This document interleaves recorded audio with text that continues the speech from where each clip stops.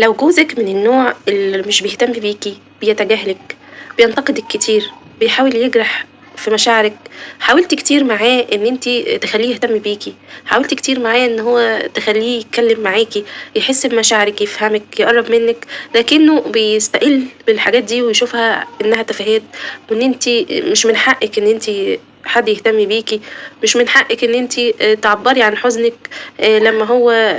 ما يقولكيش كلام حلو، بييجي من برّه ما بيشوفكيش أصلًا، ولا كإنِّك موجودة، وطبعًا بعد محاولاتِك وعتابِك ولومِك برضُك مش جايب معاه أي نتيجة لحد ما وصلتِ لدرجة البرود، ولدرجة إن أنتِ مش عارفة تعملي إيه، رغم إن عندِك احتياج كبير للمشاعر، احتياج إن حد يقول لِك كلمة حلوة، احتياج إن أنتِ تلاقي زوج بيهتم بيكِ كأنثى، يحسسِك بأنوثتِك، يحسسِك إنِّك موجودة، وكل ده أنتِ مش لاقياه.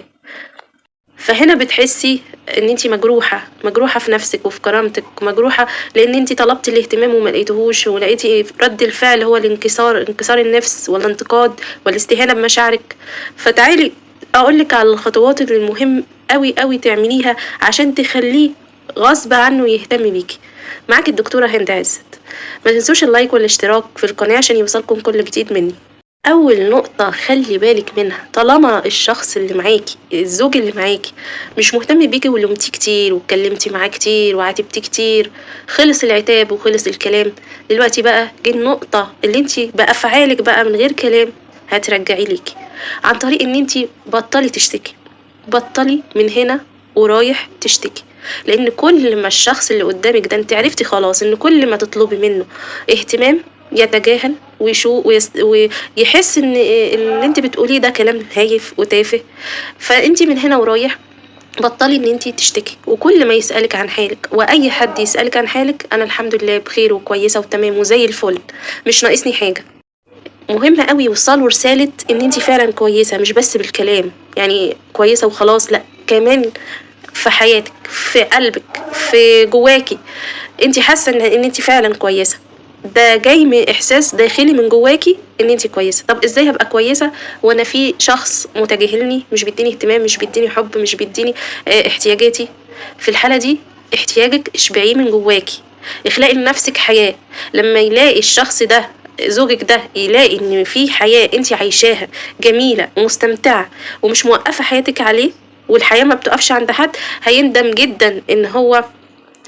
تجاهلِك، هيندم إن هو استقل بمشاعرِك في يوم من الأيام، هيبقى عايز يقرّب لِك عشان يستمتع بالحياة اللي أنتِ عايشة فيها، فحاولي إن أنتِ تخلقي لنفسِك جو وحياة، اخرجي، اتفسحي، اقرأي كتب، شوفي هوايات بتمارسيها، اعرفي طرق في التربية جديدة مع ولادِك، طوّري من نفسِك، اسمعي فيديوهات، اخلقي عالم جديد، إزاي ما تقوليليش، في حاجات في الدنيا كتير أوي ربنا خلق يعني الدنيا دي مليانة مُتع. ما فيش فيها لقيتِ متعة غير حاجة واحدة بس حاطة أنتِ مركّزة عليها عشان كده حياتِك واقفة. النقطة التانية إن أنتِ هتبطّلي معاتبة ولوم، لإن الشخص ده خلاص أنتِ جرّبتِ معاه وما جابش، يبقى حتى لو فتح أي موضوع من المواضيع بطّلي تفكّريه بأي حاجة حصلت ما بينكم. طَب إيه الحل بقى هنا؟ إن أنا هافكّره بالذكريات الجديدة القديمة، الذكريات الحلوة اللي كانت ما بيننا، في شكل صورة، حدث حصل، بس مش هافكّره عشان ألومه وأعاتبه، أنا هافكّره وانسحب واسكت، فاكر لمّا كنا في المكان الفلاني وعملت كذا وقُلتِ لي كذا، بس واسكت وأقوم أنسحب وأمشي. بس في الحالة دي الشخص ده هيعمل إيه؟ أنتِ عملتِ حاجة كده في دماغه، شقلبتِ دماغه، الشخص ده هيشوف هيحن صدقيني، هيحن للذكريات القديمة دي، هيحن ليها لإنه كان هيفتكر السعادة اللي كان فيها، لا شعوريًا منه هيحن للذكريات اللي كانت موجودة في الوقت ده، وهيبقى عايز يرجع علشان يرجّع الذكريات دي، سواء مثلًا إيه هدية جابها لِك، مثلًا صورة بتورّيها له وتنسحبي، كلمة، كلام قاله لِك، فاكر لمّا أنت قُلت لي كذا وكذا، فاكر لمّا أنت قُلت لي إن أنت بتحبني قد إيه وإن أنت ما تقدرش تعيش من غيري، بس وتنسحبي. ما تكمّليش بقى أي كلام بعديها، فصدقيني هنا زوجِك لو حاول يفتح معاكِ كلام عشان يطلّع اللي جواكِ ويخلّيكِ تشتكي وبعد كده يسيبِك وما يحتويش الموقف أو إن هو يدّيكِ كلمة تطبطب عليكِ، في الحالة دي هو خلاص أنتِ عرفتِ شخصيته وطبعه، إن هو عايز يخلّيكِ تتكلّمي وبعدين ينسحب من الموقف خالص ولا كإنِّك قُلتِ حاجة، متجاهل لمشاعرِك. يبقى في الحالة دي اعرفي إن دي شخصية زوجِك، إن هو عايز يحطِّك في موقف دور المظلوم، إنه يعيّشِك دور المظلوم،